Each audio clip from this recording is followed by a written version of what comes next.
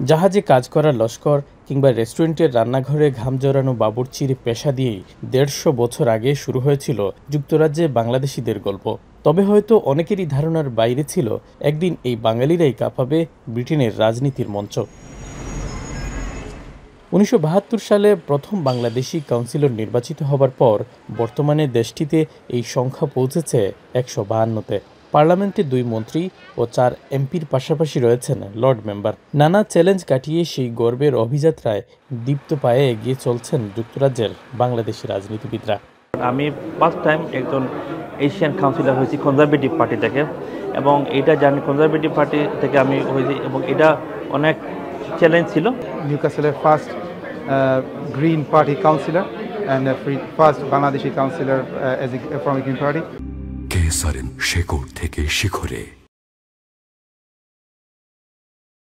সম্প্রতি লন্ডনে বাংলাদেশ সেন্টারের আয়োজনে এক অনুষ্ঠানে অংশগ্রহণ করেন যুক্তরাজ্যের বিভিন্ন শহরের মেয়র, ডেপুটি মেয়র, স্পিকার ও অন্যান্য নেতারা। তাদের আশা শুধু কাউন্সিলর বা এমপি হিসেবে নয়, নতুন প্রজন্মের বাংলাদেশি বংশোদ্ভূত রাজনীতিবিদরা আগামীতে আরও এগিয়ে যাবে।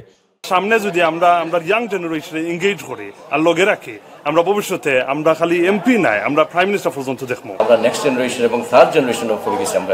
আমরা এখন পিছিয়ে দিয়ে দেখতাম না, we need to go forward. আমরা আগে দিয়ে যাইতাম চাই। আয়োজকরা জানান, নতুন প্রজন্মকে নেতৃত্বের সাহস ও স্বপ্ন দেখাতেই এই আয়োজন।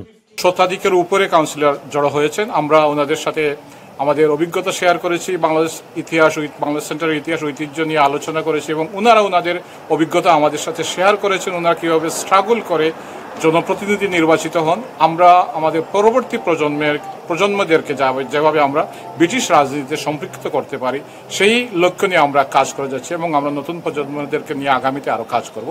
ব্রিটিশ বাংলাদেশিদের এই গল্প থামবে না। নতুন দিনের সূর্যোদয় লিখবে ইতিহাসের নতুন অধ্যায়। গর্ব আর সাহসের মশাল হাতে এগিয়ে যাবে অজানা গন্তব্যের পথে, এমনটাই প্রত্যাশা প্রবাসী বাংলাদেশিদের। শরীফুল ইসলাম চৌধুরী, এখন লন্ডন।